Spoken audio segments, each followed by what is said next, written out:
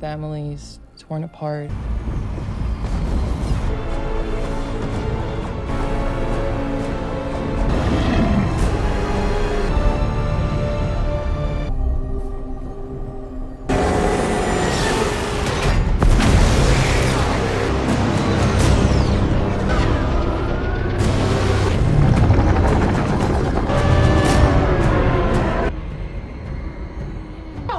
Let's go! Come on!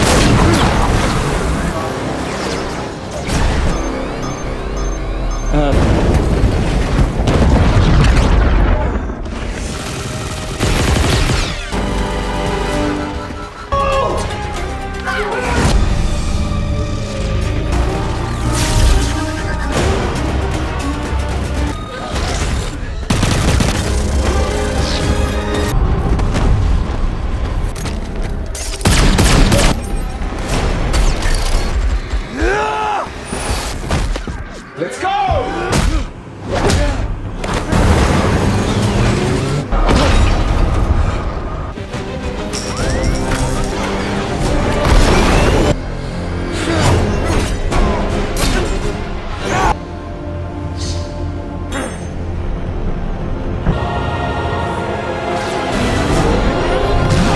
Hold on.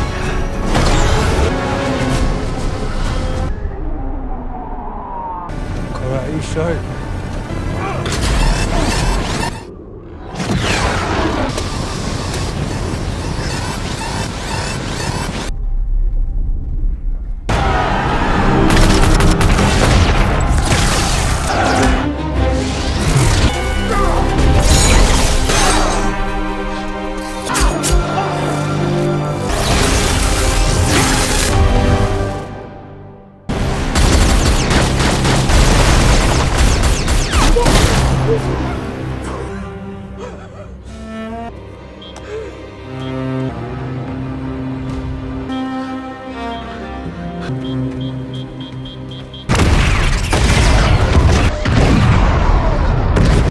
Eric, can you hear me?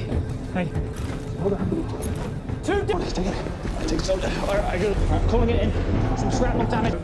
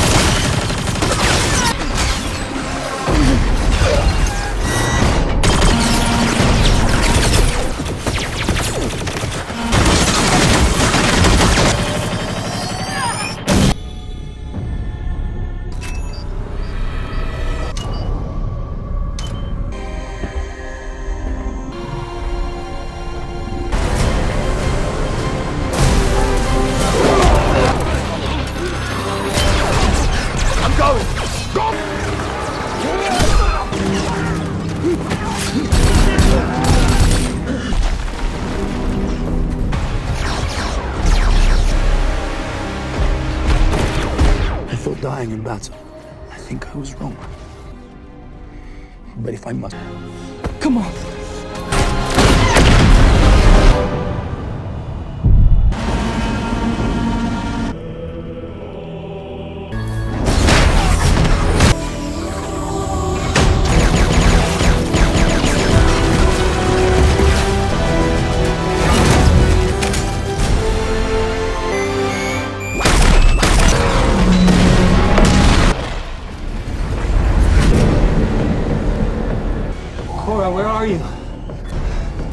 Okay, good.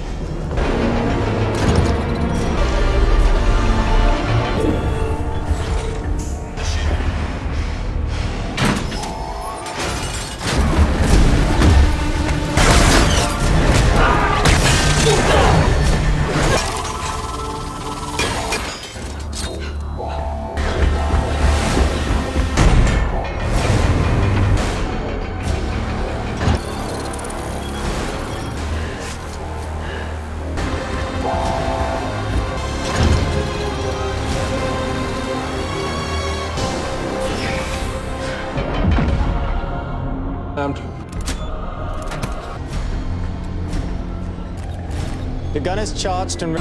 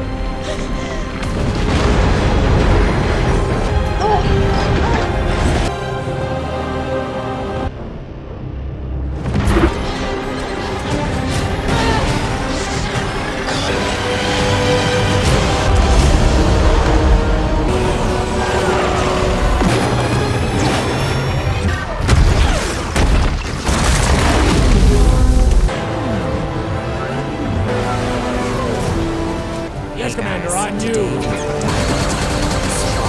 action-packed cosmic opera is welcome to Part 2 of the Scargiver. We're talking about a galaxy far, far away, but instead of laser swords, we get some seriously cool energy from some massive guns. This is exactly right at the last one. So welcome, because things are about to get intense. I put a lot of work into this, so if you like what you see, like and subscribe is always appreciated. No worries about it.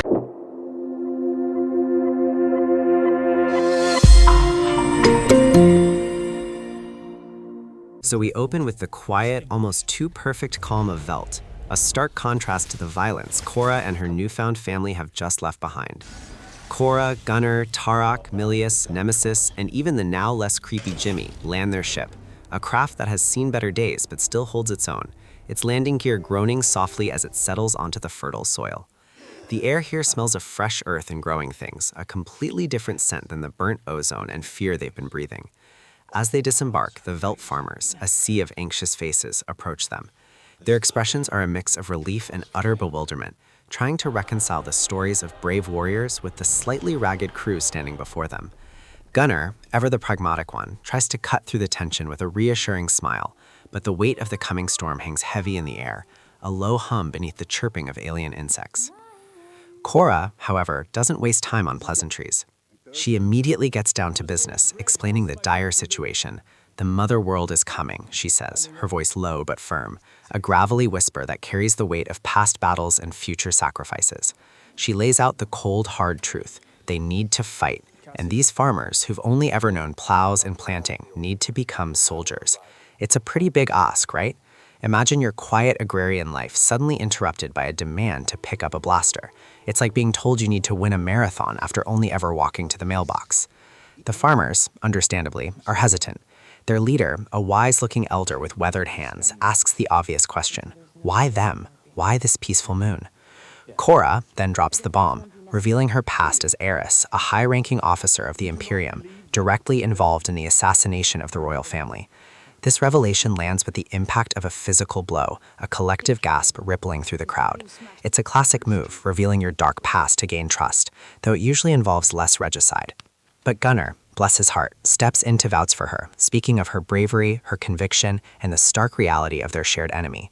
He's the PR man of the group, selling Kora's redemption arc to a skeptical audience. Slowly, painstakingly, the farmers begin to understand the gravity of their situation. The decision is made. They will fight.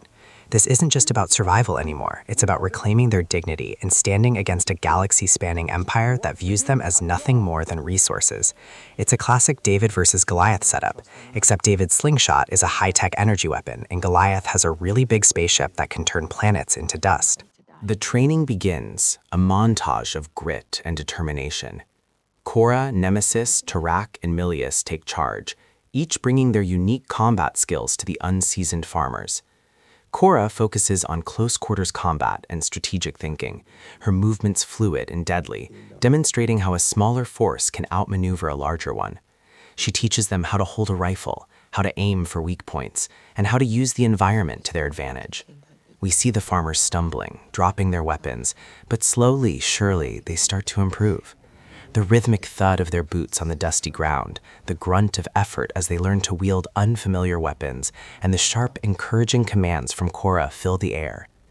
Nemesis, with her tragic backstory involving the loss of her children to the Imperium, trains them in the art of the energy whip, a weapon as elegant as it is lethal. The whip snaps and crocks through the air, a series of bright, blinding arcs of energy, showcasing its potential for crowd control and dismemberment. Her instructions are precise, almost surgical, her eyes holding a fierce, protective glint. The farmers look terrified, but also awestruck as she demonstrates its terrifying power, the metallic hum of the weapon vibrating through the training ground. Tarak, the beast tamer, shows them how to utilize the local fauna, massive horned creatures of Veldt that normally pull plows, turning them into formidable beasts of war. The ground trembles under their hooves as Tarak teaches the farmers how to ride and command them, the deep guttural growls of the beasts adding to the symphony of war preparations. Milius, the seasoned rebel, teaches them guerrilla tactics, setting traps, easing cover, and making every shot count. He's all about efficiency, about maximizing damage with minimal resources. The metallic snick of reloading weapons becomes a constant background noise. Even Jimmy, who seems to have undergone a bit of a software update, assists with tactical planning, his usually melancholic voice now filled with a strange, almost childlike enthusiasm for strategy, his metallic fingers tracing battle plans in the dirt. He's still a bit unnerving, but at least he's on our side now. Amidst the training, there are moments of respite, glimpses into the lives of these disparate individuals. Kora and Gunner's relationship deepens, their shared vulnerability forming a bond stronger than any romantic comedy could cook up. They talk about their pasts, their regrets, and their hopes for a future that might not even exist. The soft murmur of their conversations under the dim Veldt night sky, punctuated by the chirping of nocturnal insects, becomes a quiet counterpoint to the impending chaos. Gunner, who initially joined for the money, is now fully committed, his initial greed replaced by a genuine affection for Kora and a fierce loyalty to the Veldt people. He even cracks a few jokes, trying to lighten the mood, though they often fall flat, like a bad stand-up routine in a war zone. We also get glimpses into Nemesis's past, her quiet moments of grief for her lost children. She sculpts small figures from local clay, a silent tribute, the soft scrape of her fingers against the earthy material a tender sound in the grim preparations. Her dedication to protecting the Veldt children is fierce, a silent promise to herself that no other child will suffer as hers did. Milius, ever the stoic soldier, shares a few gruff but poignant words with the younger farmers, imparting wisdom gained from years of fighting losing battles. He's seen it all, and his weary eyes hold the weight of countless fallen comrades. The clinking of tools as they repair damaged equipment, the low rumble of machinery being repurposed for defense, and the steady beat of hammering as barricades are erected, all contribute to the growing sense of urgency and preparation. Just as the training reaches its fever pitch, a shadow falls across Veldt. Not a cloud, but something much more ominous. The Imperium's dreadnought, a leviathan of metal and destruction, emerges from the inky blackness of space, its sheer size dwarfing the moon, a truly terrifying sight. Its engines hum with a deep, resonant thrum that vibrates through the very ground of Veldt, a sound that promises obliteration. Admiral Noble, miraculously resurrected after his rather dramatic fall in the first film. Seriously, how many times can this guy come back? He's like a villainous cat with far more than 9 lives, is at his helm. His face, still bearing the scars of his previous defeat, is a mask of cold fury, his eyes burning with an almost supernatural intensity. He wants Kora, and he wants Veldt's green. He's not just a general anymore. He's a man possessed by a personal vendetta, his ambition intertwined with the Empire's thirst for resources. The dreadnought itself is a marvel of sinister engineering, bristling with weaponry, its metallic surface reflecting the light of Veldt's sun with a cold, uncaring glint.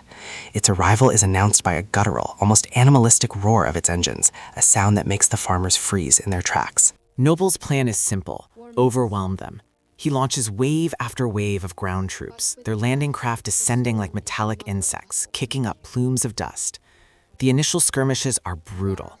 The farmers, despite their training, are still new to this, their movements a bit clumsy compared to the Imperium's seasoned soldiers. The crackle of energy weapons, the sharp hiss of plasma bolts flying through the air, and the shouts of commanders fill the atmosphere. Kora, Gunner, and the others are in the thick of it, trying to coordinate the defense, pushing back against the relentless tide. Turok's trained beasts charge into the fray, their roars mingling with the metallic clang of armor and the wet thud of impact. The ground trembles under their stampeding hooves. Nemesis, with her energy whips, carves a path through enemy lines, the crackling arcs of energy sending soldiers flying. The air fills with the smell of ozone and burning synthetic materials. Milius and the farmers he's trained utilize their traps, turning the Veldt landscape into a deadly labyrinth. Explosions rip through the ground, sending enemy soldiers sprawling, their screams echoing across the battlefield. The metallic shriek of destroyed droids mixes with the more organic sounds of battle. Jimmy, ever the strategist, uses his enhanced senses and tactical data to guide their efforts, pinpointing weak spots in the Imperium's attack. His voice a calm, almost detached presence amidst the chaos, like a very polite GPS system guiding you through an apocalypse. He even gets a chance to show off some of his upgraded combat programming, delivering a surprisingly effective series of metallic thuds and clangs as he dispatches a few unfortunate soldiers. The battle rages, a maelstrom of violence. The Imperium's forces are vast, but the Veldt farmers, fueled by desperation and a newfound will to fight, refuse to yield. They fight for their homes, their families, and their future. The sounds of combat are overwhelming, the staccato rhythm of blaster fire, the deeper boom of explosions, the clanging of metal on metal, and the cries of both pain and defiance. We see shots of farmers, their faces streaked with dirt and sweat, firing their weapons with newfound resolution, their eyes burning with a desperate fire. The ground beneath them is churned to mud and scorched earth. But Noble is relentless. He unleashes the harvesters, massive spider-like machines designed to strip mine planets for their resources, specifically Veldt's precious grain. These monstrous machines, their metallic legs scuttling across the landscape with an ominous scraping sound, begin to tear through the fields, ripping up the very foundation of the Veldt economy. The sight is heartbreaking, an assault on the farmer's way of life. It's like watching someone burn down your family home, but on a planetary scale. The machines emit a low, grinding hum as their massive drills churn into the earth, sucking up the golden grain. The farmers, seeing their livelihood destroyed, redouble their efforts, their cries of anguish turning into roars of pure rage. The true turning point comes when Noble himself, in his newly rebuilt and presumably upgraded body, descends to the planet's surface. He's here for Kora, and he makes it personal. His movements are faster, stronger, almost supernatural, a testament to the Motherworld's advanced medical and enhancement technology. He radiates an aura of cold menace, his gaze fixed solely on Kora. Their final confrontation is a masterclass in sci-fi combat. Kora, armed with her energy blade and her sheer will, clashes with Noble, whose enhanced strength and knowledge of her fighting style make him a formidable opponent. The metallic clang of their weapons reverberate across the battlefield, a brutal, percussive symphony of fate. The air around them crackles with raw energy as their blades connect, sparks flying like miniature fireworks. Each blow landed sounds like a thunderclap, each parry a screech of tortured metal. Oh, settle in close, my dear ones, and let your imaginations take flight. For tonight, we journey to a world where courage shines brighter than any star. While brave Kora faced the shadowy Noble in an epic duel, far above in the sky, a different kind of heroism unfolded. Imagine, if you will, the gentle Gunnar, not a warrior by trade, but an accountant with a heart full of fierce love for Kora and a burning loyalty to Veldt. This gentle soul embarked on a desperate, secret mission aboard the giant, menacing dreadnought itself. He crept through its endless, winding corridors, a true labyrinth of cold metal, slipping past the Imperium soldiers like a whisper in the wind. His breath came in soft, heavy sighs, not from fear, but from the sheer effort and the immense courage it took. All around him, the ship hummed with a deep, constant thrum, like a giant sleeping beast, punctuated by the distant echoes of voices and the rare shimmer of blaster fire. Gunnar, with trembling but determined hands, placed his special charges, improvising and adapting as he went, like a clever fox finding its way. Who would have thought an accountant could be such a masterful saboteur? Every soft clatter of his footsteps on the metallic deck, every muffled boom of a charge he'd set, added to the exciting tension of his daring deed. Meanwhile, back on the planet, a whirlwind of bravery was stirring. The rest of our heroes fought with all their might to protect the precious grain and repelled as monstrous harvesters. Can you picture Turok astride his magnificent mighty beast, charging straight into one of those colossal machines? His spear struck with a great resonant thud against its metal skin. The beast roared a challenge to the sky, and Turok with practice ease guided it, aiming for the harvester's vulnerable, creaking joints. In fierce nemesis, her energy whip flashed and crackled like a giant, shimmering lightning bolt, cutting through the harvester's legs with searing precision. Milius and Jimmy, ever resourceful, worked together like two halves of the perfect whole, targeting weak spots, creating exciting diversions, and coordinating the brave farmers' attacks. The ground around them danced with smoke and shimmering fire, a beautiful chaos of courage and determination. The damaged harvesters whirred and sputtered, their drills groaning, filling the air with a sound like a giant sigh. But at the very heart of this grand battle, Kora and Noble engaged in a truly breathtaking, desperate dance.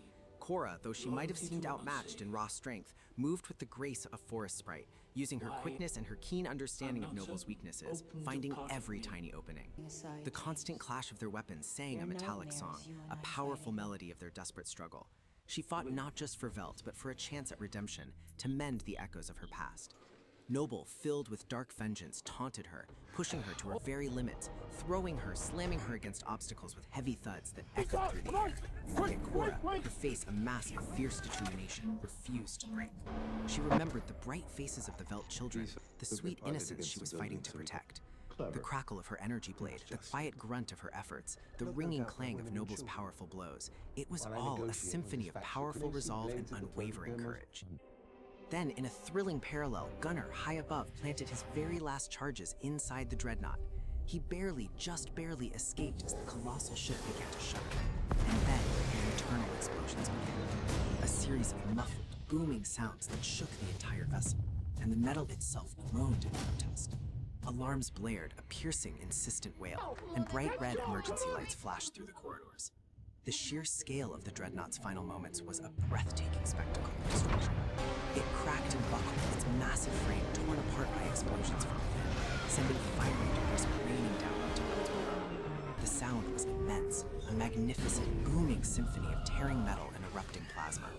The sky itself lit up with brilliant destructive energy, a dazzling, terrifying display. Finally, after a desperate last-ditch effort, Noble was defeated by Kora, his dark power seemingly vanquished for good. He crashed to the ground, utterly overcome, his eyes still burning with a fading fire before at last growing still.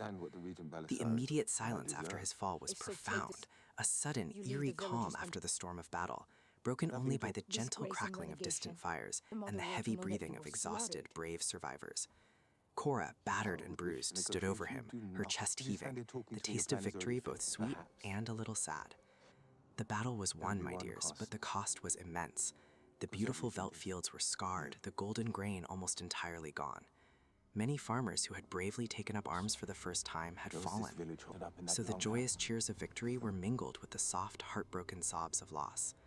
Kora, now more than ever a true leader, walked among the survivors, her heart heavy with both triumph and sorrow. The quiet was still occasionally punctuated by the soft creak of damaged structures and the distant, gentle cries of mourning. In the aftermath, as the dust settled like a soft wind, the survivors got food and also they had lost much, but they had gained their beautiful sense of community born among them. The remaining heroes, tired and triumphant, began to assess the damage and, together, plan for the future. Young Jimmy, in a moment of unexpected wisdom, spoke softly but clearly of the strength coming together. With years of experience, began organizing their efforts, his wisdom shining through. Turok tended to his magnificent creatures, who, despite their ferocity and valor, now nuzzled him gently like giant loving pets. And Nemesis, ever watchful, kept a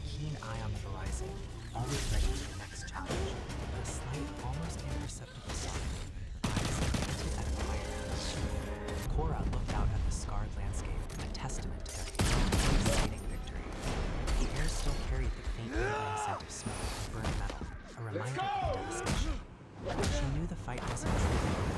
Motherworld was sure to retaliate someday, but for now, for this precious moment, Veldt was safe. Grain, though meat would be rationed like precious jewels. The farmers, though wounded, would rebuild, their spirits unbroken. Their resilience was a quiet, powerful force, much like the gentle hustle of Hold on. remaining grace, a hopeful sound, a promise of regrowth. And so, Kora and her brave allies stood together, looking out at the people of Veldt. They had faced the Scargiver and emerged victorious, but the shadow of the Motherworld still loomed, a distant challenge. The sacrifice of the farmers, the devastation of their home, and the sheer audacity of their rebellion would undoubtedly send ripples of courage throughout the vast galaxy. For the galaxy is immense, and countless other worlds suffer under the Imperium's heavy hand. By battle, bound by an unbreakable loyalty, represented a beacon of hope, a small but significant spark pressing onwards. The journey is far from over, and the war for freedom, my dears, has only just begun. As the story ends now, we see their determined faces, a silent promise of future battles and renewed hope. The gentle sounds of the wind, the soft clicking of tools, the murmuring of voices, and the distant, almost imperceptible hum of alien life returning to normal, all blend into a beautiful tapestry of quiet resilience. As the echoes of battle fade, the souls of the fortress and massive rebuilding their sacred world, we are left with a powerful testament to the indomitable spirit of life. It's a poignant reminder that even in the face of overwhelming odds, when all seems lost, the tiniest spark of hope can ignite the fiercest courage.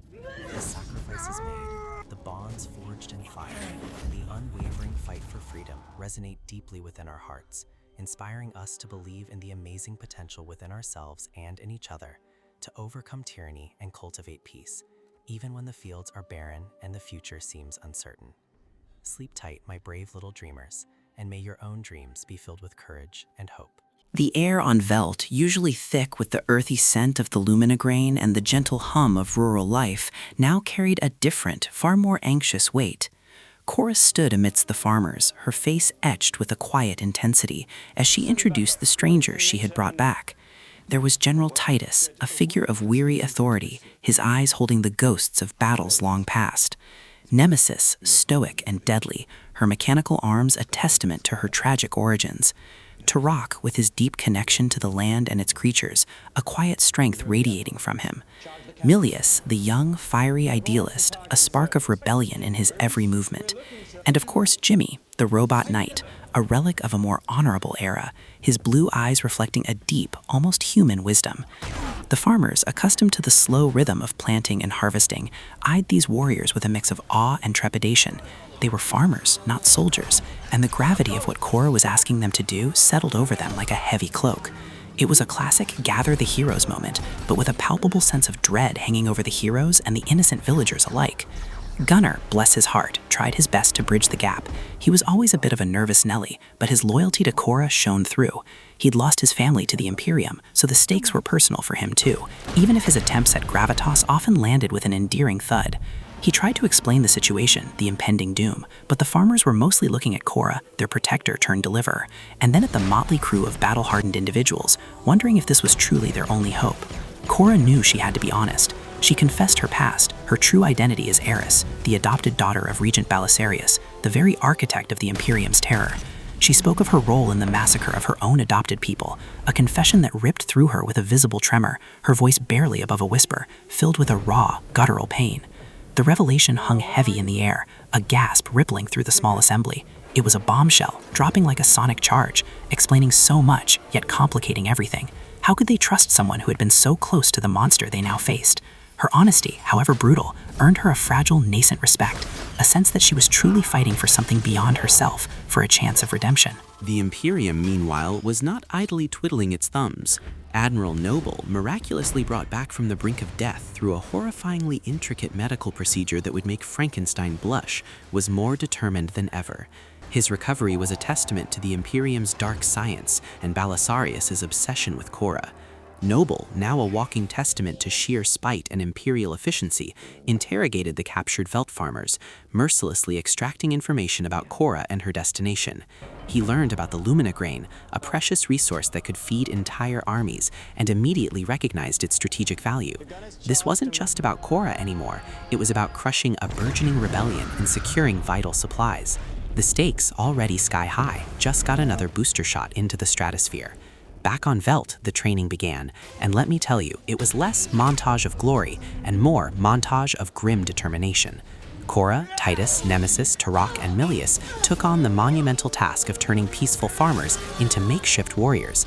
The farmers who spent their days coaxing life from the soil were now learning to wield blasters and bladed weapons. The clang of metal against metal echoed through the village, replacing the rhythmic sounds of harvesting.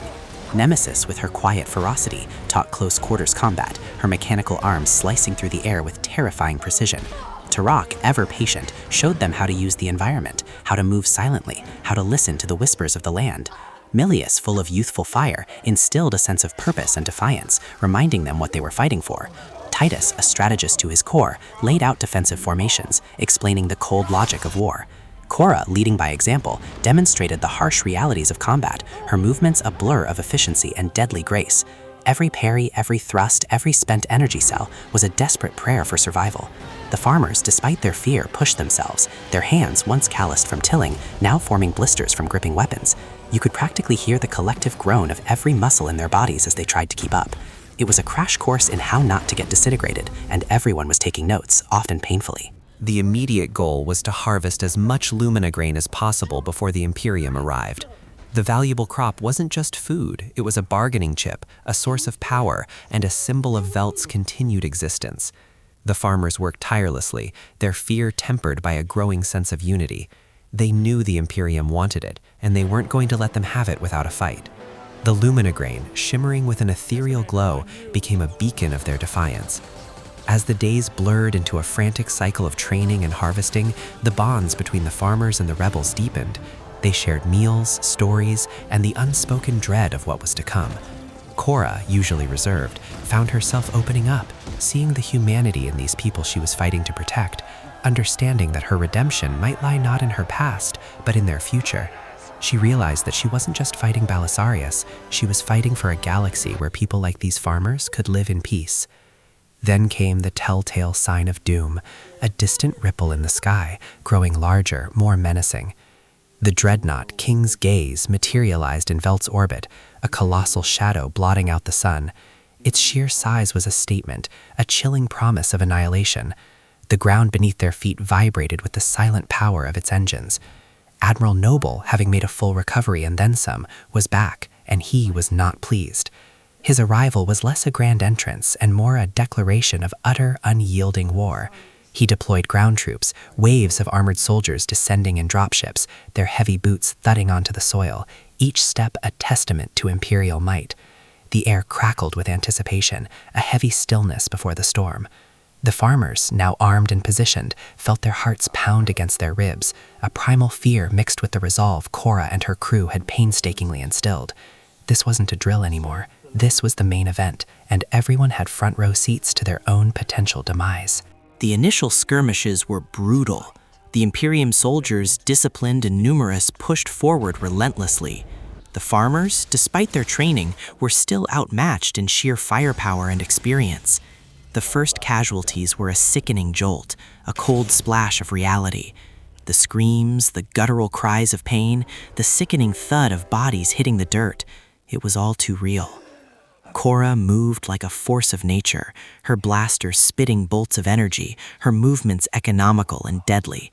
She was everywhere, directing, fighting, rallying her forces. Nemesis was a whirlwind of blades and fury, her mechanical arms a terrifying extension of her rage.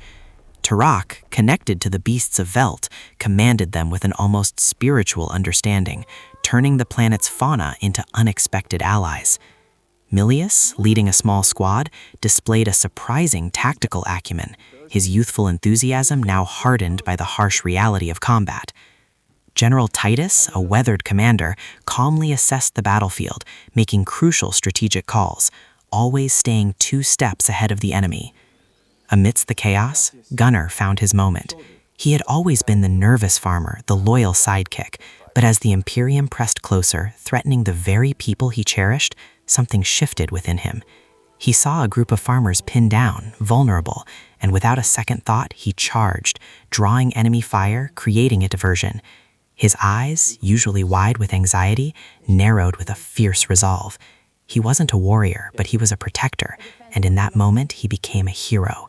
He fell, taking a direct hit, but his sacrifice wasn't in vain. He bought precious seconds, allowing his comrades to regroup and push back. His death, a tragic but noble act, solidified the bond between the farmers and the rebels. It showed them that they were truly fighting for each other, a collective gasp echoing through the hearts of those who witnessed it. This wasn't just about saving themselves, it was about honoring those who had fallen. His final breath was a quiet exhale, a testament to a quiet bravery found in the most unexpected places. The battle raged, a symphony of explosions, blaster fire, and the cries of both friend and foe. Kora, her face grimed with dirt and sweat, pushed through the chaos, her primary objective to protect the harvested grain. The Lumina was not just food, it was hope, a symbol of what they were fighting for, and she would not let it fall into Imperial hands. She knew that if they lost the grain, they lost everything. The thought gnawed at her, fueling her resolve, driving her to push harder, fight fiercer. Noble, from the bridge of the king's gaze, observed the ground battle with a cold, calculating gaze. He recognized the tenacity of Kora's resistance and ordered a full-scale ground assault. Dropships disgorged legions of soldiers, their overwhelming numbers threatening to engulf the small, desperate force on Veldt. The battle shifted from skirmishes to an all-out war, a tide of white armor washing over the makeshift defenses. The sound of thousands of boots hitting the earth was like a slow, deliberate drumbeat of impending doom, each step vibrating through the very soil. The fighting escalated into brutal, close-quarters combat. Nemesis, true to her name, became a living weapon, her mechanical arms a blur of razor-sharp edges. She moved with an almost balletic grace, each strike precise, each parry an extension of her unyielding will. She cut down Imperial soldiers with terrifying efficiency, a whirlwind of death, but the numbers were simply too great. She fought with a desperate fury, protecting a group of cowering farmers, her strength failing, her energy dwindling. Finally, overwhelmed, she fell, a silent, defiant warrior until her last breath. Her sacrifice, like Gunnar's, was a heavy blow, a somber reminder of the cost of this fight, the metallic clang of her arms falling silent, a stark punctuation mark in the symphony of battle. The quiet click of her systems powering down was a sound no one wanted to hear. Turok, meanwhile, engaged in a desperate defense of the Lumina clan silos. He called upon the massive horned beasts of Veldt, creatures of immense power and surprising loyalty, to aid in the defense. He wrote atop one, guiding it into the fray, a primal force against the technological might of the Imperium. The beasts roared, tearing through platoons of soldiers, their hoofs thundering, their horns goring. Turok, a spear in hand, fought with an almost spiritual connection to the land and its protectors. But even the might of Veldt's wildlife had its limits against continuous blaster fire and overwhelming numbers. He too was eventually overcome, sacrificing himself to detonate a series of explosives, destroying several Imperial transports and momentarily slowing their advance. The roar of the beast, cut short, echoed through the valley, a mournful sound that settled deep into the hearts of those who heard it. The resulting explosion, a fiery bloom against the bruised sky, was Turok's final defiant act, a massive boom that reverberated through the very bones of the planet. Milius, seeing the tide turning, rallied the remaining farmers. He was no longer just a zealous young rebel, he was a leader, his voice ringing with a newfound authority, inspiring courage in those who were on the verge of giving up. He organized a retreat, pulling back to a final defensive line, his tactical mind sharpened by the crucible of battle. He directed their limited resources, making every blaster bolt count, every shield generator placement strategic. He was a general in the making, his youthful idealism now tempered by the harsh reality of command and loss.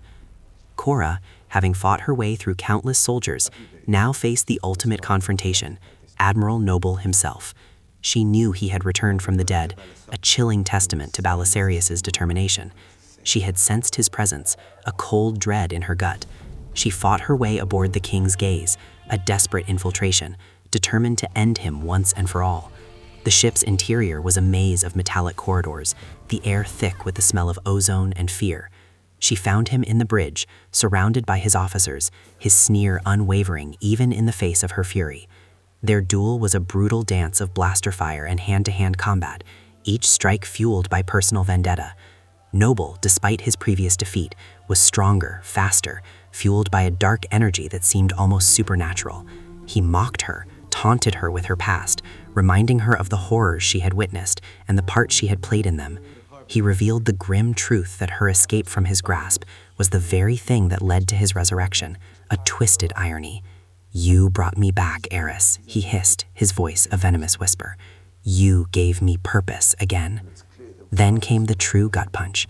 As they fought, Noble dropped a bombshell that would shake Kora to her core. He revealed her true name, the name Belisarius had given her, Eris. But he didn't stop there. He revealed that she wasn't just Belisarius' adopted daughter, she was his daughter. The words hung in the air, a poisonous cloud, stealing the breath from her lungs.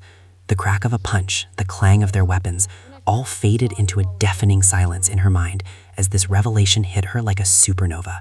Her world already shattered, splintered into a million more pieces. All her life she had believed she was an orphan, a child taken in by a ruthless general. Now, the man she hated most, the man responsible for countless atrocities, was her biological father. The sheer horror of it, the sickening irony, threatened to break her. This was the kind of revelation that would send most people into therapy for about 500 years, minimum. Talk about a twisted family tree. Despite the emotional devastation, Kora fought on, fueled by a renewed, desperate rage. She refused to let this revelation define her, to let it be her undoing. She channeled her pain, her anger, into every strike, every desperate parry. She managed to critically damage Noble, sending him sprawling. As he lay defeated, she knew she had to take down the King's Gaze itself. The harvester ship, which contained all the precious Lumina grain they had fought so hard to protect, was docked with the dreadnought. In a moment of sheer desperation and strategic brilliance, Kora managed to overload its reactors, triggering a cataclysmic explosion. The ship shuddered, groaning under the immense internal pressure, its metallic skin screaming as it tore itself apart.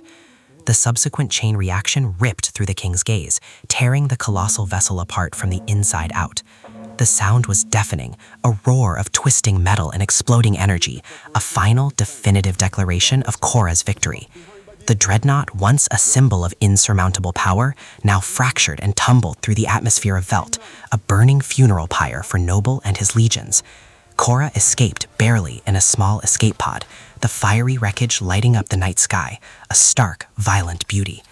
The ground shook as the shattered remnants of the King's Gaze rained down on Veldt, massive chunks of metal crashing into the landscape with thunderous impacts. The air was thick with smoke and the smell of burnt electronics, a grim testament to the battle that had just occurred. The surviving farmers and rebels emerged from their shelters, their faces streaked with soot and tears, their bodies aching, but their eyes holding a flicker of something new, hope. The immediate aftermath was one of stunned silence, then a collective sigh of relief, quickly followed by a wave of profound sorrow. So many had been lost. Nemesis, Turok, Gunner, their sacrifices weighed heavily on the survivors. The silence after the last explosion was almost more terrifying than the battle itself, a vacuum where the sounds of war had been. It was the kind of quiet that makes your ears ring. Kora, reuniting with Milius and Titus, surveyed the devastation. Her victory felt hollow, tinged with immense grief. She had saved Veldt, but at what cost? Milius, his face grim but resolute, looked to Kora for guidance. He had seen too much, lost too much, but he hadn't broken. Titus, ever the pragmatic general, acknowledged their success but quickly turned to the future. They had won this battle, but the war was far from over. The Imperium was still out there, and Belisarius would not forget this defeat. The remaining farmers, though battered, started to pick up the pieces, their spirit bruised but not broken. The sight of them tending to their wounded, clearing the debris, was a powerful reminder of what they had fought for. It was a testament to the resilience of the human or alien spirit, whatever the case may be. But just as a fragile sense of peace began to settle over Veldt, the universe delivered another unexpected twist. Admiral Noble, apparently less dead than previously thought, was once again brought back to life, his body reconstructed, his mind perhaps even more twisted and vindictive than before. This guy really does have more lives than a cat on a trampoline. This time, his report to Regent Belisarius was truly damning. He confirmed Kora's identity as Eris, Belisarius' biological daughter, and revealed her role in the destruction of his dreadnought. The news would undoubtedly send Belisarius into a rage, fueling his personal vendetta against Kora even further. The galaxy was not done with its Scargiver. Noble's chilling voice, now full of a cold certainty, delivered the news with an almost gleeful malice. The reanimation sequence was probably not covered by standard Imperial health insurance, but hey, when you're a despotic empire, you make your own rules. Back on Veldt, Kora, looking out at the rebuilding efforts, felt a profound shift within her. The revelation of her parentage, while horrifying, had also paradoxically freed her. She was no longer just a runaway, defined by her past mistakes and her adopted father's crimes. She was Eris, Belisarius' daughter, yes, but she was also Kora, the protector of Veldt, the leader of a burgeoning rebellion. She embraced both identities, understanding that her future lay in forging her own path, one defined not by who birthed her, but by the choices she made. She realized her path to redemption was not just about protecting Veldt, but about uniting the galaxy against the tyrannical Imperium. With the immediate threat repelled, the survivors began to look beyond Veldt. Titus, Milius, and Kora discussed their next steps. They knew they couldn't fight the entire Imperium alone. They had to rally other worlds, ignite the spark of rebellion across the galaxy. Veldt had become a symbol, a testament that even the smallest, most peaceful communities could stand up to unimaginable power. The final scene showed Kora, her face no longer etched with just pain, but with a new, quiet determination, looking out at the stars. The fight was far from over, but for the first time in a long time, she had purpose, and with that purpose came a glimmer of hope. The galaxy was vast, but perhaps, just perhaps, Kora and her small band of rebels had lit a fire that would spread, consuming the darkness of the Imperium. The long journey ahead would be fraught with danger and loss, but they would not face it alone. The whispers of rebellion, once faint, were now growing louder, carried on the cosmic winds. The fight for freedom, for a better tomorrow, had only just begun. It was a powerful, if slightly exhausting, thought. As the echoes of battle fade and the dust settles on Veldt, we're left with a powerful testament to the indomitable spirit of defiance. Kora's journey, fraught with personal demons and unimaginable loss, evolves from a quest for self-preservation into a beacon of hope for a galaxy yearning for freedom. The sacrifices made, the bonds forged, and the courage found in the most unexpected places remind us that even against overwhelming odds, the will to protect what is good and right can ignite the flames of revolution. It's a poignant reminder that true strength isn't just about wielding a weapon, but about finding the courage to stand up, even when your world is falling apart. Rebel Moon Part 2, The Scargiver, delivers a relentless, action-packed conclusion to Kora's initial saga, deepening the character arcs and providing some truly epic battle sequences. While its narrative beats sometimes feel familiar, the film excels in its sheer visual spectacle and commitment to character-driven stakes, leaving us on a note of hopeful defiance. Does it successfully launch the next chapter of this sprawling space opera? Absolutely.